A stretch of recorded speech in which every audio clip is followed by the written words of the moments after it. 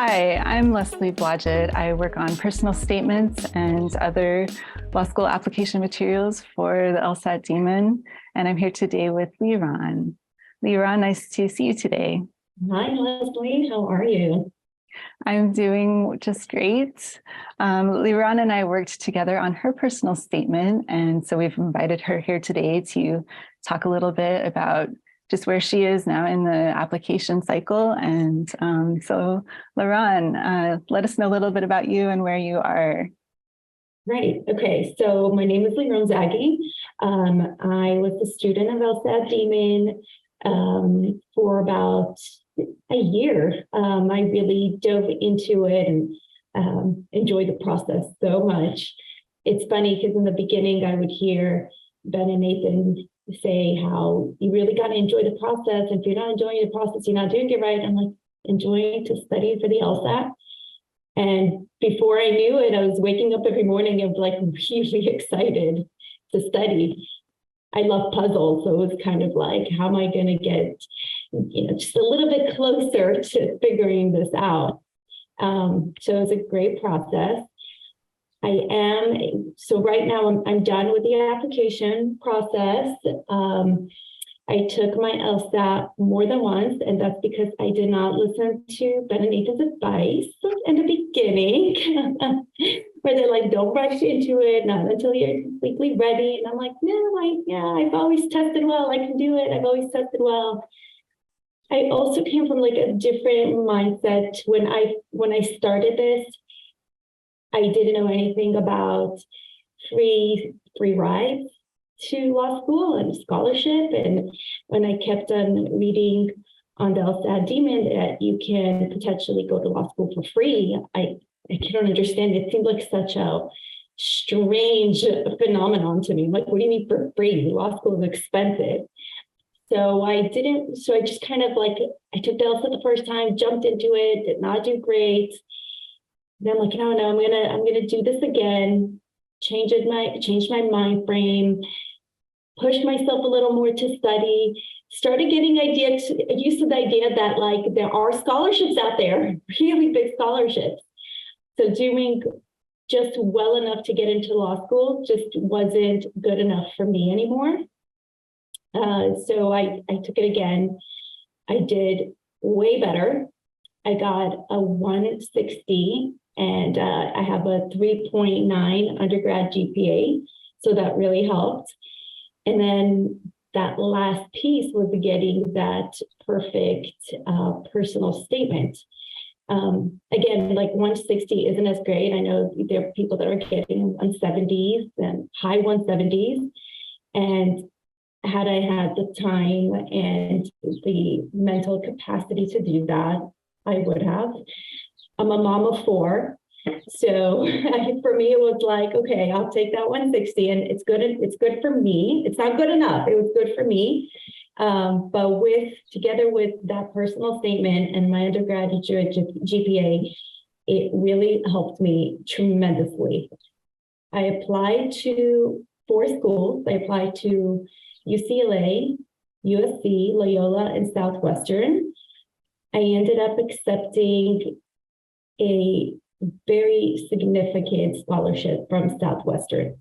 And that's where I'll be beginning really soon, next month, actually. Well, congratulations to you. That is just so great to hear and to really see how it is a process that you went through and that you were able to take a lot of their advice to heart, a lot of Ben and Nathan's advice to heart, because they have decades of experience. And so that's just great to hear how that kind of evolved for you. And then you also received a scholarship, right? Do you want to talk any kind of more about that? So I was, like I said, because I got a 160, I wasn't sure where I was holding. People get free rides on a 174, 175 or higher. So I was like, it'd be really nice if I received a small scholarship. It was, I don't feel comfortable expressing exactly what the amount was, but it was significant. It was really significant, which made the whole path for me and the whole direction to go into law school so much clearer. I'm like, even if I was kind of hesitating, am I doing the right thing? This is my second career. I've been in healthcare for many years before.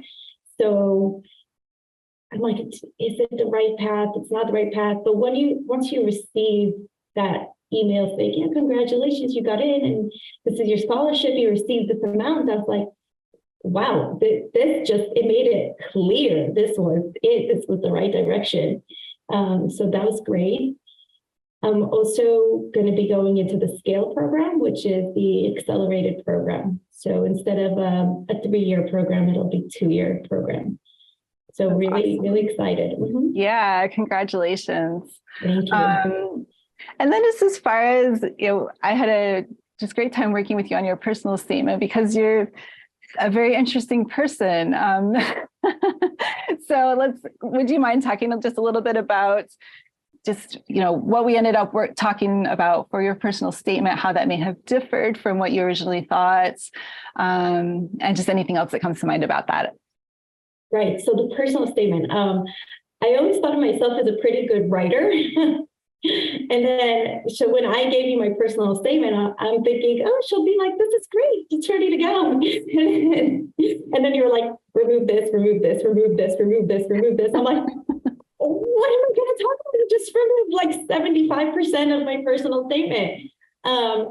But that was great because it really got me on track to discuss exactly what it was I needed.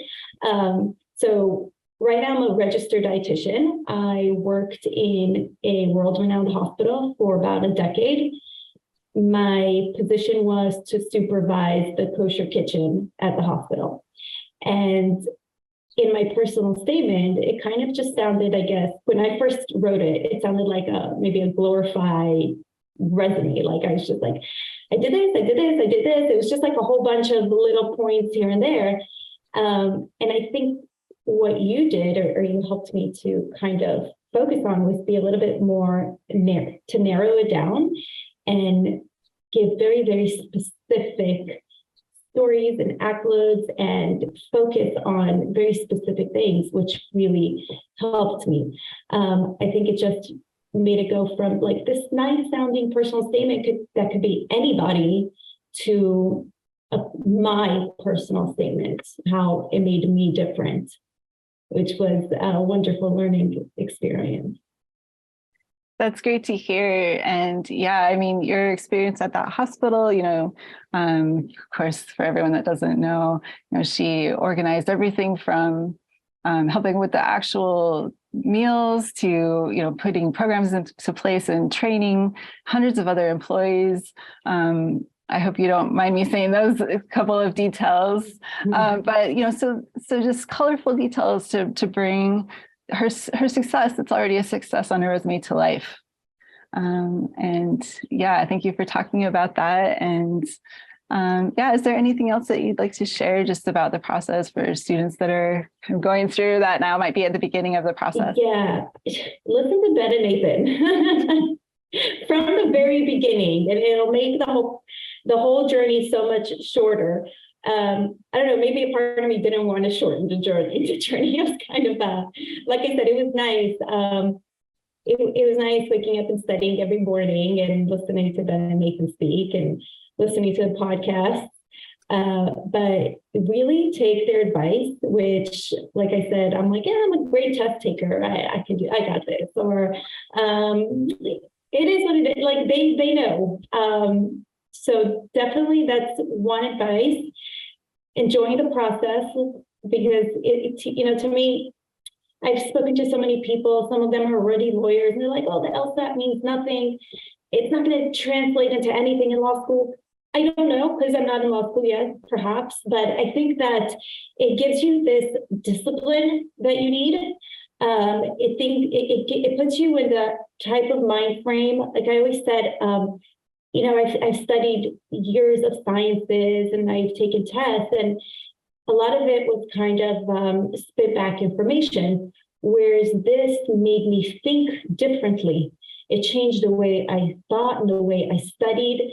the way I responded to questions, answers that might have seemed so like obvious to me were not the right answers, because you had to really look at the situation and think it through.